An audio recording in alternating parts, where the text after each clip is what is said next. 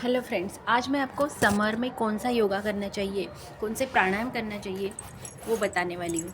तो समर में क्या होता है कि हमारे बॉडी की हीट जो है बढ़ जाती है। नॉर्मली हमारे बॉडी का टेम्परेचर जो रहता है वो 37 डिग्री रहना चाहिए, लेकिन गर्मी के दिनों में तो थोड़ा बढ़ जाता है, तो उसको आपको कंट्रोल में लाना है।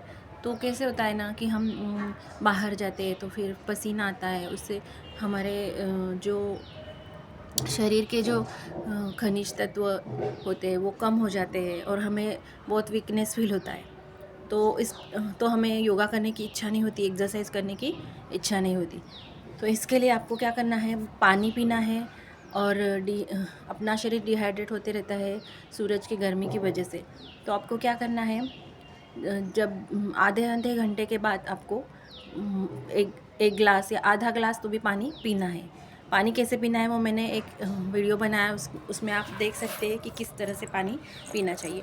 और ठंडा पानी बिल्कुल मत पीजिए, नेचुरली जो ठंडा रहता है वो पानी पीजिए। फ्रिज का पानी बिल्कुल नहीं पीना चाहिए, वो हेल्थ के लिए अच्छा नहीं होता है। अभी हम योगा के बारे में जानते हैं, तो हमें क्या क्या करना चाहिए वो मैं आपको बताती हूँ। हीट बढ़ने की वजह से हमें जो हमारे बॉडी को कूल करेगा ऐसे प्राणायाम हमें करने चाहिए।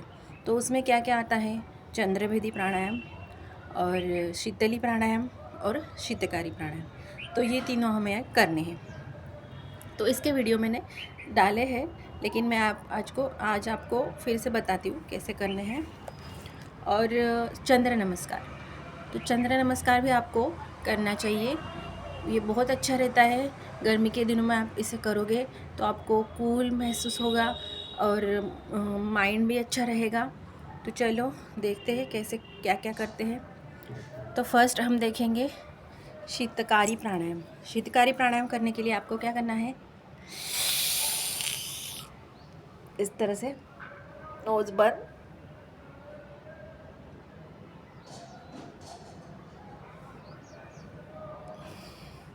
नाक से सांस छोड़नी है। इस प्रकार फिर से देखिए। इसके जो फ़ायदे हैं मैंने वो पिछले वीडियो में डाले थे,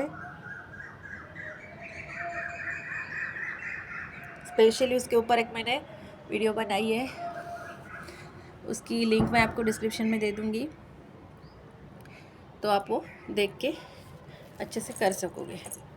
अभी दूसरा है शीतकारी प्राणायाम। तो शीतकारी प्राणायाम दूसरा है शीतली प्राणायाम। तो शीतली प्राणायाम करने के लिए हमें क्या करना है, ज़बान को बाहर निकालना है। उसको फोल्ड करना रहता है, लेकिन आप फोल्ड नहीं कर पाएंगे तो कोई बात नहीं है, सिर्फ उसको बाहर निकालो इस तरह से।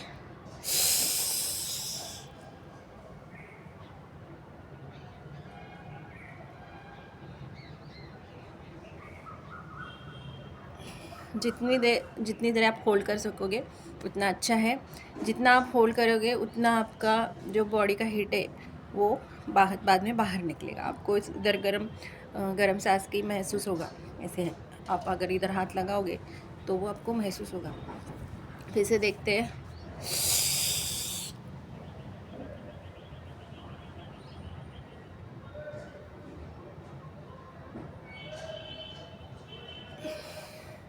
इस प्रकार से चंद्र नमस्कार देखने वाले हैं। दोनों हाथों को ऊपर करना है, दोनों पैरों को जोड़ना है, सांस लेनी है, सांस छोड़ते हुए नीचे झुकना है। ये दूसरी स्टेप हो गई। 3 4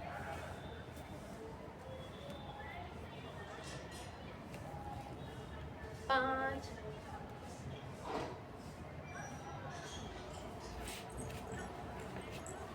6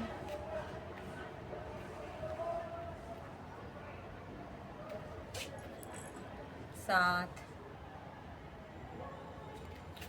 8। एक पैर को लंबा करना है इस प्रकार से। 9 10 11, 12, 13, 14 इस प्रकार से। तो इससे आपके शरीर में ठंडक रहेगी। गर्मी में आप इसको कभी भी कर सकते हैं, लेकिन ठंडियों के दिनों में आपको इसको शाम को करना चाहिए। तो अगर दोस्तों आपको मेरी समर योगा की वीडियो अच्छी लगे है तो लाइक कीजिए। अगर आपने सब्सक्राइब नहीं किया है तो सब्सक्राइब कीजिए और कमेंट्स करके ज़रूर बताइए कि आपको आज की वीडियो कैसी लगी। Thank you. हम चंद्रभेदी प्राणायाम करते हैं। चंद्रभेदी प्राणायाम हमें क्यों करना चाहिए? चंद्रभेदी प्राणायाम से क्या होता है? चंद्रभेदी प्राणायाम से हमारे शरीर में जो एक्सेस हीट होती है वो हीट कम होती है, मन शांत होता है और शरीर में किसी किसी को एसिडिटी होती है, एसिडिटी की वजह से जलन होती है, तो वो भी इससे ठीक होती है। तो चलिए आइए देखते हैं इसे कैसे करना है। हमारी रीढ़ की हड्डी सीधी रखनी है, एक हाथ की ऐसे प्रणव मुद्रा करनी है, बाई नासिका से पूरक करना है। पूरक मतलब सांस लेना, होल्ड करना है, दाई से छोड़ना है, फिर से दाई से लेना नहीं, फिर से बाई से ही लेना है, होल्ड करना है,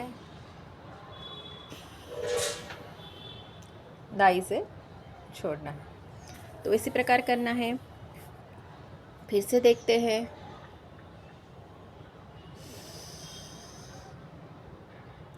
आप कम से कम 10 सेकंड तो भी होल्ड करना है। अगर आप नहीं कर सकते तो कम से कम 5 सेकंड तो भी होल्ड करो। धीरे धीरे बढ़ाना है फिर आपको।